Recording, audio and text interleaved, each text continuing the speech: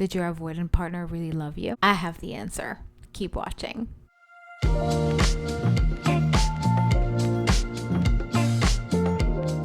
Your avoidant did love you for a moment. And then something in them slammed the door shut, and you spend months wondering what you did wrong. You didn't do anything wrong. By the end of this video, you're going to understand exactly what happened in their nervous system, because this isn't a guess.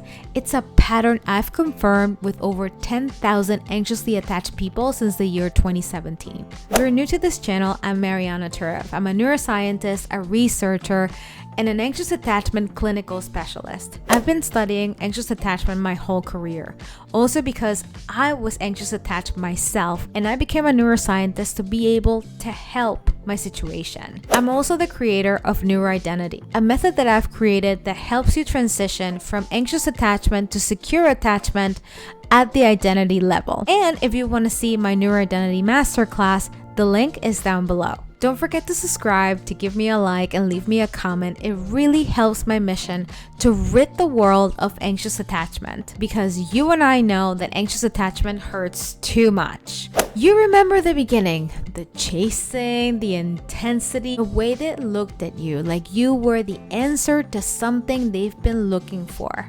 It felt like love because in that moment it was something real, and then at some point it just stopped. Not gradually, it was like a switch, and you were left asking the question that brought you here. Was any of that real? Here's what actually happened, and this is the piece almost nobody explains correctly. An avoidant person generally does feel the urge to bond. That part is real, it's not performance. When a connection is new, when there's distance and when there's a chase, their system can access closeness because closeness still feels safe at that moment, at that level of the relationship, at the new level of the relationship.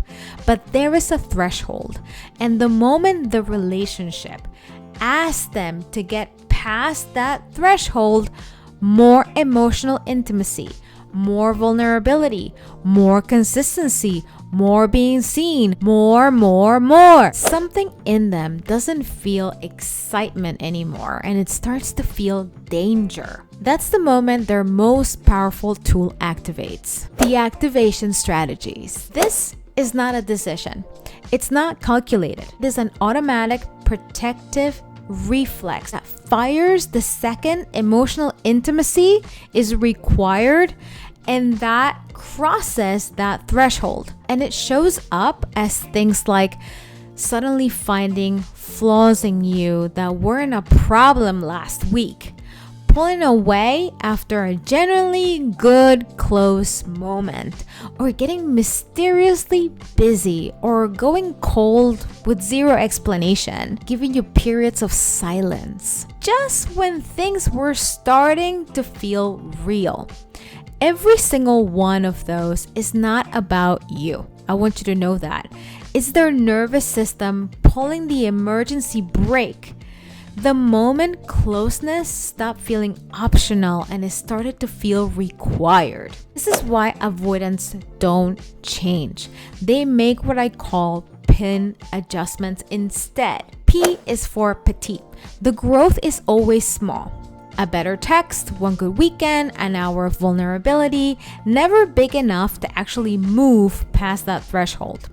I is for inconsistent. It shows up and then it vanishes. One good week doesn't undo 6 bad ones, but it's enough to keep you hoping for the next one. And N stands for never for you. Even when it happens, it's rarely a real offering. It's damage control. It's for their own discomfort, guilt, and fear. It's not a sustained choice made to meet your needs. So the big question everyone asks me in my private practice, did they really love me? So here's the honest answer, and I want you to really hear this. What they felt was real. It just wasn't love the way we mean it. It was enthusiasm, genuine in the moment. while the distance made closeness feel safe. And I mean distance by not having a relationship that was too serious. It was in the early stages. If any of this resonates with you, down in the description box there is a link for you to download my free guide, The Anxious Attachment Healing Map. Real intimacy was required instead of chosen. That deactivation strategies package took over because their system reads too much closeness as a threat, not as a gift. That's not a character flaw in you. That's not proof you weren't enough, you weren't pretty enough, you weren't easy enough to love.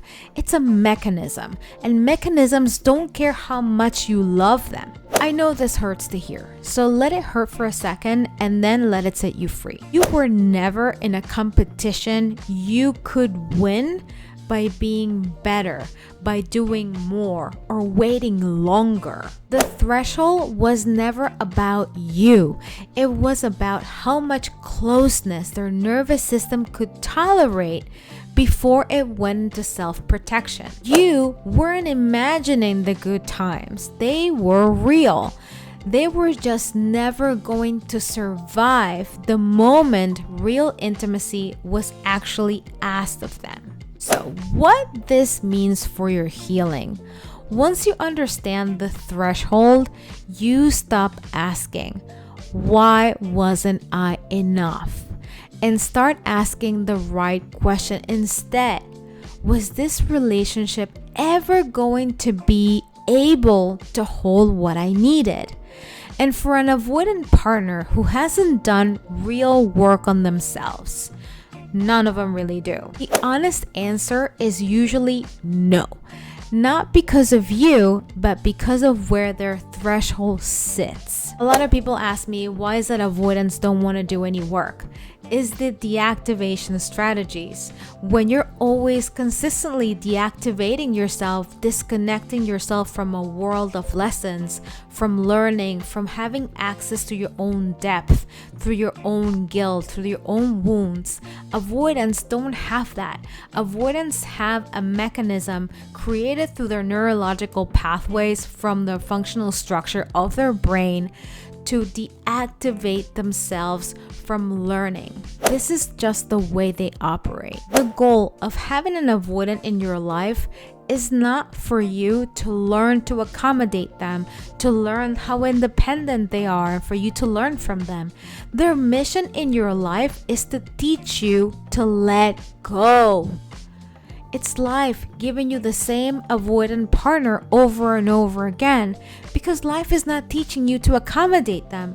Life is trying to teach you, hey, did you learn how to let go yet? Because if you haven't, I'm going to send you another avoidant and another and another and another. So your mission as an anxious attached person is to learn to let go. If you're trying to make sense of your specific situation and you still have these questions haunting you, I offer you a 15-minute session to walk you through your pattern. The link is right at the description box. I hope this video served you, and I will see you on the next one.